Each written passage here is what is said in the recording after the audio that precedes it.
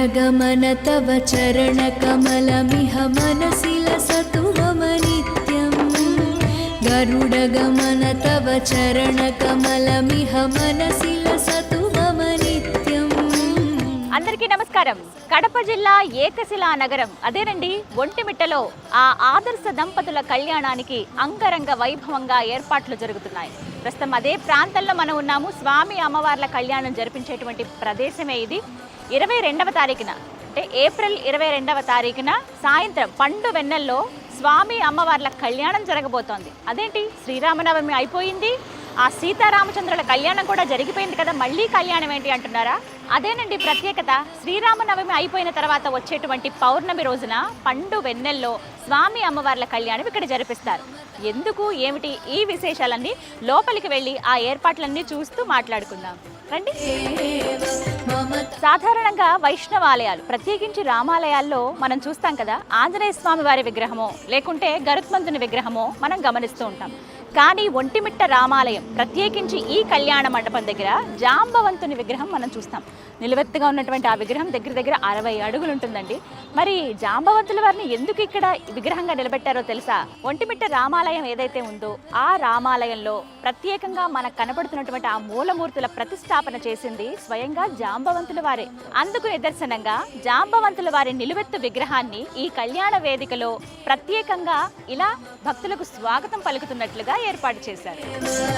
శంఖ చక్రధర దుష్ట దైత్య హర సర్వలోక శరణ శంఖ చక్రధర। ఇదేనండి ఆ సీతారామచంద్రుల వారి కళ్యాణ వేదిక। ఎంత సర్వాంగ సుందరంగా సిద్ధం చేస్తున్నారో చూడ్డానికి 2 కళ్ళు సరిపోవట్లేదు, అంత బాగుంది। పగలే ఇలా ఉందంటే ఇక రాత్రి వేళ ఇంకెంత సుందరంగా ఉంటుందో। నిజానికి మనం మాట్లాడుకోవాలి, శ్రీరామనవమి రోజున శ్రీరాముల వారి అలాగే సీతమ్మ వారి కళ్యాణం జరుగుతుంది। ప్రత్యేకించి భద్రాచలంలో ఎంత అంగరంగ వైభవంగా జరుగుతుందో మనందరికీ తెలిసిందే। అలాగే మొత్తం మన ఊర్లలో ఉన్నటువంటి దివ్య ఆలయాలు ఏవైతే ఉన్నాయో రామాలయాలు ప్రత్యేకించి అక్కడ కూడా అదే రోజున కళ్యాణం జరిపిస్తారు। కానీ ఒంటిమిట్టలో మాత్రమే పౌర్ణమి గడియల్లో ఆ చంద్రుడి వెన్నెల్లో కళ్యాణం జరిపిస్తారు। దీనికి ఒక విశేషం కూడా ఉంది। ఎంత పెద్ద కళ్యాణ వేదిక అండి, దగ్గర దగ్గర లక్షల్లో భక్తులు వస్తారు। అందుకని వాళ్ళందరి సౌకర్యార్థం ఈ విధంగా ఏర్పాట్లు చేస్తున్నారనమాట। గ్యాలరీస్ అయితే ప్రస్తుతం ఆ వర్క్ జరుగుతోంది, ఎక్కడా ఇబ్బంది కలగకుండా ఉండేందుకు చాలా విశాలమైన ప్రాంగణం ఇది। వాస్తవానికి చెప్పాలంటే రాములవారి కళ్యాణం ఒంటిమిట్ట దేవాలయం ఏదైతే ఉందో అక్కడే జరిగేది। ఈ ఘట్టం కూడా చాలా సుందరంగా ఉంటుంది। ముందు స్వయంవరం ఏ విధంగా అయితే జరిగిందో సీతారాముల వారికి, అదేవిధంగా శివధనుర్భంగం జరుగుతుంది। ఆ ఘట్టం తర్వాత ఎదుర్కోలు మహోత్సవం, ఒక దగ్గర ఒక మండపంలో రాముల వారు, ఇంకొక మండపంలో సీతమ్మ తల్లి ఎదుర్కోలు నిర్వహించిన తర్వాత వివాహం జరిపించేవాళ్ళు। ఆలయంలోనే వివాహం జరిగేది, కానీ ఎంతోమంది భక్తులు రావడం, వాళ్ళందరూ కూర్చునేందుకు వీలుగా అక్కడ ఏర్పాట్లు లేకపోవడం, అంత స్థలం లేకపోవడం కొంచెం ఇబ్బందికరంగా అనిపించింది। ఎప్పుడైతే ఈ ఆలయాన్ని టీటీడీ వాళ్ళు వాళ్ళ అధీనంలోకి తీసుకున్నారో అప్పటి నుంచి ఇలా కాదు, విశాలమైనటువంటి ఒక వేదికలో స్వామివారి కళ్యాణం జరిపిస్తే బాగుంటుంది అని నిర్ణయించారు। అందులో భాగంగా ఈ స్థలాన్ని వారు తీసుకోవటం, ప్రత్యేకించి ఇక్కడ కాటేజెస్ కూడా ఏర్పాటు చేశారు। అలాగే ఈ ఖాళీ స్థలం ఏదైతే ఉందో అప్పటి నుంచి, అంటే ఎప్పుడైతే నిర్ణయించుకున్నారో అప్పటి నుంచి కళ్యాణం అనేది ఈ గ్రౌండ్స్లోనే ఇక్కడే చేస్తున్నారనమాట। మహా అయితే ఇంకా ఎక్కువ సమయం కూడా లేదండి, కొన్ని గంటలే ఉంది। అందుకే ఏర్పాట్లు కూడా మ్యాక్సిమం కంప్లీట్ అయిపోయినట్టు చూడొచ్చు। ఇవన్నీ నడుచుకుని వెళ్ళడానికి, అటు సైడ్ అంతా కూర్చోడానికి అనమాట। స్క్రీన్స్ కూడా ఏర్పాటు చేస్తారు, అందుకే వాటికి తగ్గట్టుగా ఇక్కడ ఉంది। అండ్ ఇంకొకటి బాగా గమనించవచ్చు, లైట్స్ అవి ఉన్నాయి చూసారా, రాత్రిపూట కదా కళ్యాణం, అందుకని ఎక్కడికక్కడ లైటింగ్స్ అన్నీ సిద్ధం చేశారు, ఎక్కడ కరెంట్ ఇష్యూస్ రాకుండా। ఎందుకంటే దూరం నుంచి చూసే వాళ్ళకు కూడా వీలుగా ఉండడానికి ప్రత్యేకించి స్క్రీన్స్ ఏర్పాటు చేస్తున్నారు। అలాగే జనరేటర్స్ ఇవన్నీ ఎక్కడికక్కడ చాలా పగడ్బందీగా ఏర్పాట్లు అయితే జరుగుతున్నాయి।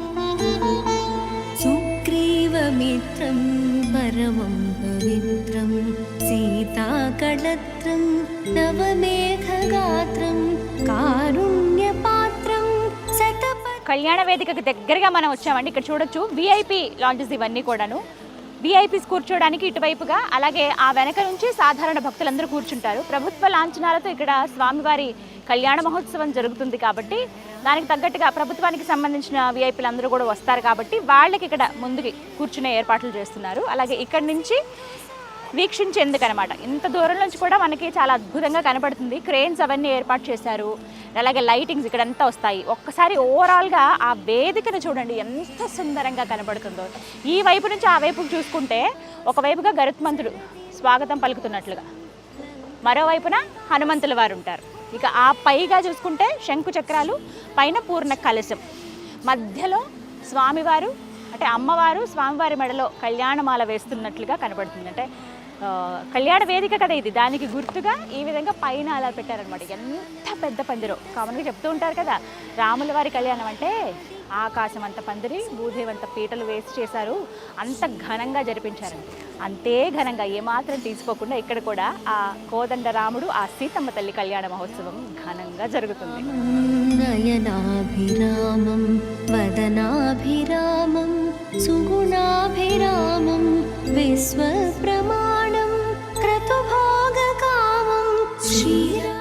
అత్యంత పవిత్రమైనటువంటి పుణ్య వేదిక శ్రీ సీతారామచంద్రుల వారి కళ్యాణ వేదిక పైన ప్రస్తుతం నేనున్నాను. ఎంతటి మహద్భాగ్యమో ఇది. మరికొద్ది క్షణాల్లో స్వామివారి కళ్యాణం జరగబోతోంది. అందుకు తగ్గట్టుగా ఇక్కడ అందమైన రంగవల్లులతో ఎంత చక్కగా తీర్చిదిద్దారో చూడండి. మొత్తం సర్వాంగ సుందరంగా ముస్తాబ్ అయిపోయినట్లే. దాదాపుగా కొద్దిగా ఫినిషింగ్ వర్క్స్ అవి ఉన్నాయి, అవి కూడా కంప్లీట్ అవ్వొస్తున్నాయి. ఎక్కడికక్కడ లైటింగ్స్ అరేంజ్ చేశారు, తెరలు కట్టారు, వెనకాలంతా కలర్ఫుల్గా అరేంజ్ చేశారు. ఇక ఇక్కడి నుంచి కొంచెం ఒక్క అడుగు దూరంలో మనం ముత్యాల పందిరి ఎక్కడైతే కళ్యాణం జరుగుతుందో ఆ ముందుగా వెళితే మనకు కనిపిస్తుంది. ఇలా రండి, ఇక్కడ కూడా అందంగా ముగ్గులవి వేశారు. సంవత్సరానికి ఒక్కసారి జరిగేటువంటి అద్భుత ఘట్టం ఏదైతే ఉందో, ఎక్కడా ఇబ్బందులు లేకుండా మొత్తం అందరి సౌకర్యంగా ఉండే విధంగా ఆ స్వామి అమ్మవార్లను అంత దూరంలో ఉండేవాళ్ళు కూడా చూసి తరించే విధంగా ఏర్పాట్లు అయితే చేశారు. ఇదిగో పందిరి. భీతం వసునేతి తీర్థం శ్రీరామచంద్రం సతతం నమా.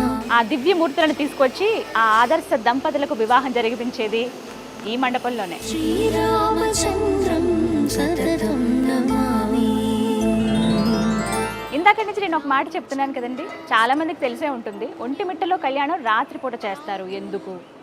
నవమి రోజు అన్ని ఆలయాల్లో చేస్తారు కదా, ఇక్కడేంటి ప్రత్యేకత అంటే కళ్యాణం నేను తిలకించలేకపోతున్నానే, నేను ఎంత దురదృష్టవంతుడిని అని చంద్రుడు చాలా విలపించాడట ఆ రామచంద్రుడితో. రామయ్య, నీ పేరులో సగభాగం నాకు ఇచ్చావు, కానీ నీ కళ్యాణం చూసేటువంటి అదృష్టం నాకు ఇవ్వలేదేంటయ్యా అని కాస్త చిన్నబుచ్చుకుంటాడంట.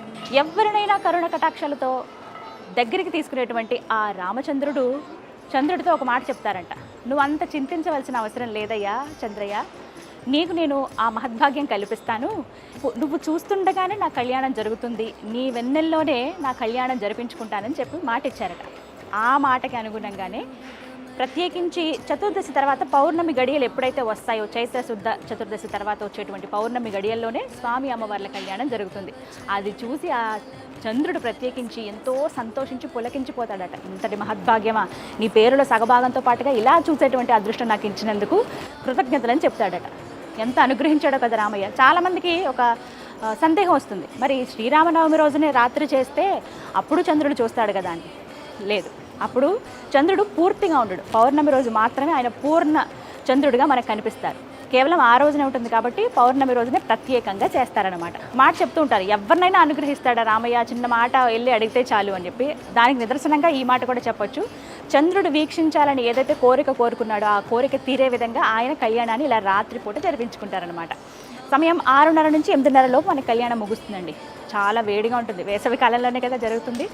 రాత్రి కాబట్టి ఆ వెన్నెల చల్లదనం వల్ల అంతగా తెలియకపోవచ్చు. పగలైతే మాత్రం చాలా చెమటలు వచ్చేస్తాయి. ఈ ప్రాంతం అంతా కూడా చాలా వేడిగా ఉంటుంది. ఇప్పుడే చూడొచ్చు, ఆలయానికి వెళ్ళాం, ఒంటిమిట్ట ఆలయానికి, అక్కడ అంతే వేడిగా ఉంది. ఇక్కడ కూడా మొత్తం టెంపరేచర్ చాలా ఎక్కువగా ఉందన్నమాట. కానీ అందుకు తగ్గట్టుగా ఏర్పాట్లు అయితే చేశారు. సాయంత్రం అయ్యే కొద్దీ కొంచెం ఎండ అనేది తగ్గుతుంది. అయితే విశేషంగా భక్తులు వస్తారండి. అశేషమైనటువంటి భక్తజన మధ్యలో విశేషంగా ఇక్కడ కళ్యాణం అనేది జరుగుతుంది. చూడొచ్చు, ప్రత్యేకించి ప్రభుత్వ లాంఛనాలతో జరిపిస్తారు. పట్టు వస్త్రాలు స్వామి అమ్మవార్లకు సమర్పిస్తారు. అలాగే టీటీడీ వారి ఆధ్వర్యంలో కళ్యాణ మహోత్సవం అంతా జరుగుతుంది. ప్రతి ఏర్పాట్లు వాళ్ళు చూశారండి. ఇంకొకటి ఏంటంటే, ఇక్కడ లడ్డూలు ఏవైతే ఉన్నాయో అవి ఇక్కడ ప్రసాదంగా ఇస్తారు. ఆలయంలో కూడా మీరు చూడొచ్చు, 2వ శనివారం రోజున తిరుపతి లడ్డు ఇక్కడ మనం ప్రసాదంగా తీసుకోవచ్చు అనమాట. అడిగితే వాళ్ళు ఇస్తారు. మీరు ఒకవేళ తిరుపతి దాకా వెళ్ళలేకపోయామే, స్వామివారి లడ్డు తినాలని ఉందని కోరుకుంటే మీరు ఒంటిమిట్ట రామాలయానికి వచ్చి మాకు టీటీడీ తిరుమల తిరుపతి దేవస్థానం వారి లడ్డు కావాలంటే 2వ శనివారం వెళితే ఖచ్చితంగా ఇస్తారనమాట. మర్చిపోకండి తీసుకోవడం. సో మొత్తం మీద చాలా చక్కగా ఏర్పాట్లు అయితే జరుగుతున్నాయి. ఈ వేదిక ఇప్పుడే ఒక్కసారి మనసులో తలుచుకుంటే ఇక్కడే కళ్యాణం ఎంత వైభవంగా జరుగుతుందా అని కళ్ళ ముందు కనబడుతుంది అనమాట.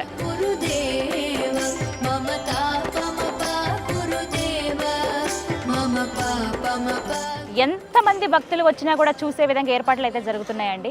ప్రత్యేకంగా చెప్పుకోవాలి, ఇప్పటికే కడపకు చాలా మంది భక్తులు చేరుకున్నారు. ఒంటిమిట్టకైతే ఇంకొంతమంది వస్తూనే ఉన్నారు. మరికొద్ది గంటల్లో కళ్యాణాన్ని వీక్షించేందుకు ఎంతోమందికి ఆసక్తి, అదృష్టం కూడా ఉండాలండి ఇలా రావాలి అని అంటే కనుక. అంటే ఆ రామయ్య అనుగ్రహం ఉంటేనే రాగలుగుతాము. నాకు కూడా ఉంది చూడాలని చెప్పి, భాగ్యం ఉంటే ఖచ్చితంగా మాకు అదృష్టాన్ని ఇవ్వండి అని అడగాలి ఆ స్వామిని. అవకాశం ఉన్నవాళ్ళు మాత్రం అస్సలు వదులుకోవద్దు, రండి. చక్కగా ఆద్యంతం మనకి ఇక్కడ కళ్యాణాన్ని చూడొచ్చు, తెల్లవారుజామున వెళ్ళి మళ్ళీ స్వామి దర్శనం చేసుకుని మన ఇళ్ళకి మనం చేరుకోవచ్చు అనమాట. అన్ని ఏర్పాట్లు అయితే బాగున్నాయి. మీరు కూడా వచ్చి దర్శనం చేసుకుని ఆ స్వామి కృపను అనుగ్రహాన్ని పొందుతారని కోరుకుంటున్నాను. ఇది వాళ్ళ వీడియో. జై శ్రీరామ్.